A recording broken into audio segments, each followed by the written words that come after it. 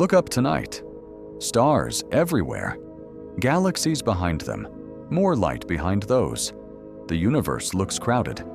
Packed wall to wall with things. Feels obvious. It's a trick of the eye. Almost the entire universe is empty.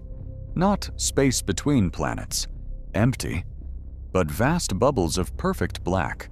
Hundreds of millions of light years wide. There's one out there so enormous that if it glowed instead of sitting in darkness, it alone would fill nearly half of your night sky. Now imagine falling into the middle of it. No up, no down. Nothing moving. Not one star. Not a single sign that the rest of the universe is even still out there. I'm going to drop you straight into it, past everything you have ever known, all the way to the loneliest place that exists. And I'll tell you the one reason something might one day want to hide there. Coming? So let go of the ground. You're rising off Earth now, faster than light, thousands of times over. The blue marble shrinks to a dot. Then the whole solar system shrinks with it. And already you notice something. Even here, between our own planets, almost all of it is empty space. That's your first hint. Keep going, past the nearest stars, and the whole Milky Way swings into view. 200 billion stars turning slowly, with dozens of little dwarf galaxies circling it like moths around a lamp. Off in the distance, 2.5 million light-years away and quietly closing in, the giant Andromeda galaxy drifts toward us on a slow collision course of its own. The light leaving it right now won't reach where you started for longer than humans have existed. Speed up again. Now you can see our entire neighborhood at once. The local group, more than 50 galaxies stitched together by gravity, by rivers of gas, and by invisible scaffolding of dark matter. This is our pocket of the cosmos, 10 million light-years wide. No human being will ever leave it. Except, apparently, you. Faster still. A wall of light blooms ahead. The Virgo Supercluster, more than 2,000 galaxies smeared across 100 million light-years. It looks like the edge of everything. It isn't. It's the edge of the cliff. Because right past it, the floor drops out from under you, and the real darkness begins. The local void, an empty bubble 200 million light-years across. If you could see it as a single solid thing hanging in the sky, it would swallow 40% of everything you look at on a clear night. And it isn't even close to the biggest one. Keep falling, past the superclusters, past the last scattered lights, toward the single emptiest thing we have ever found, the Boötes Supervoid. A hole in the cosmos roughly 300 million light-years wide. And it is not alone. We have now mapped more than 8,000 of these voids across the sky, and we keep finding more. No matter how huge a cluster of galaxies gets, there always seems to be an even larger nothing sitting right next to it. But come back to Boötes, because something this size should be packed with thousands of galaxies. So, look around. What do you actually see? Nothing. Perfect. Total black. The most complete darkness your mind is able to picture. There's no up or down to grab onto. Nothing in motion. No wind, no sound, no horizon. And here's the part that gets under your skin. From in here, there is not one single clue that the outside universe still exists. No glow at the edges, no distant smudge of light. If a galaxy out there sent a signal toward you the moment you arrived, you might be long gone before it ever crossed the gap. You're more cut off right now than anything has ever been. It's a room you can't leave. And this is what nobody tells you. This isn't some freak corner of the cosmos. This exact, suffocating emptiness is what most of the universe actually looks like to human eyes. Not the glittering postcard. This, everywhere. for as long as there has been a universe to look at. But hold on, let your eyes adjust, because the void isn't perfectly empty. Reach into the black and you'll feel the faintest threads running through it. Thin tendrils of dark matter, creeping inward like lichen spreading across a stone. They're a tiny echo of the enormous forest of dark matter filaments that holds up every galaxy and cluster in the bright universe outside. And right at the tips of those threads, scattered like dust, you find them. Pale blue sparks. Single galaxies, almost impossibly alone. Fireflies that can't quite light up the night around them. We call them void galaxies, and they are the rarest, most isolated galaxies known anywhere. Some of them sit so far from any neighbor that, from inside, their own astronomers might once have believed their galaxy was the entire universe. Take a breath here, because after all that black, there's something almost gentle about them.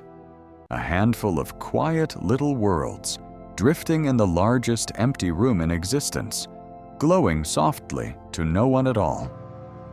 Hold on to that feeling. We're going to come back to these lonely blue galaxies, and when we do, they're going to mean something very different. First, a puzzle. Why is a void this empty in the first place? For a long time, we pictured the universe as galaxies sprinkled out evenly, like salt scattered across a table. Then we looked closer, mapping the exact distance to galaxy after galaxy, hundreds of thousands of them, and found something far stranger. Everything is arranged into a vast cosmic web, sheets and filaments of galaxies, wrapped around enormous empty gaps, all meeting at bright, dense knots where the clusters live. Zoom out far enough, and the universe stops looking like scattered dust and starts looking like foam, or a sponge, or a tangle of soap bubbles. And that web is not standing still. It only looks frozen because the distances are so absurd. In reality, galaxies are tearing through space at millions of kilometers an hour, falling toward each other, swinging around each other. So you'd think one would occasionally go flying off into a void by accident. It almost never happens. And the reason is beautifully cruel.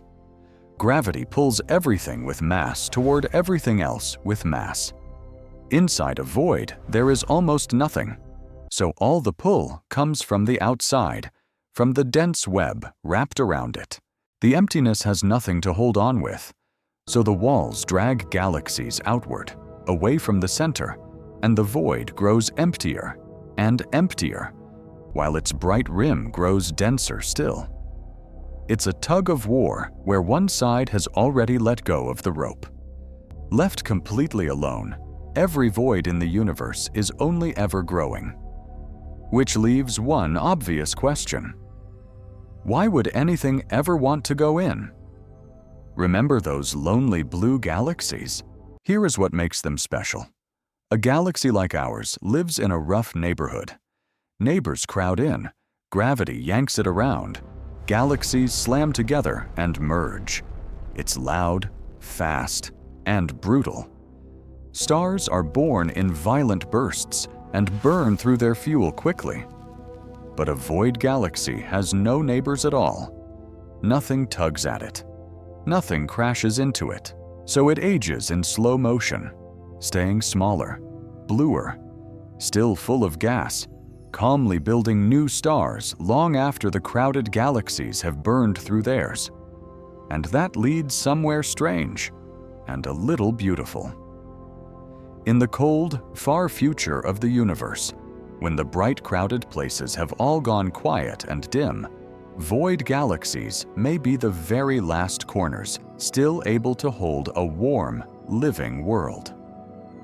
The final star in all of existence will most likely be born inside one. So picture it. 100 trillion years from now, some distant civilization watches its own sky slowly go dark, its sun fading, its neighbors gone, the lights going out one by one. And so they do the unthinkable. They leave. They set out on an impossible journey, fleeing the loud, fading cluster they were born in, crossing an ocean of pure nothing that takes longer than the age of the universe to cross, just to buy themselves a little more time inside the last warm corner of a void. That's the strange truth about the loneliest place in existence. One day, it might be the only place left worth running to. There's one last reason voids matter, and it's the one that decides how this whole story ends. Dark energy. The mysterious push most scientists believe is making the universe expand faster and faster. Inside our galaxy, inside the clusters, you can't catch it doing anything. There's too much gravity holding everything together, hiding it from view. But inside a void, with almost nothing to fight against, dark energy finally shows its hand. This is where it inflates the bubbles of nothing, where the acceleration of the entire universe becomes something you could actually watch happen. As the voids swell, they push outward on the bright walls around them, thinning filaments of thousands of galaxies and dragging them apart. Two empty bubbles slowly merging into one larger emptiness, then that one merging into the next. And it doesn't stop. In the far, far future, the supervoids win. They swallow the clusters, keep expanding, and merge until the entire observable universe is one single, endless void. The loneliest place in existence stops being a place inside the universe. It becomes the universe. Okay? Come back now.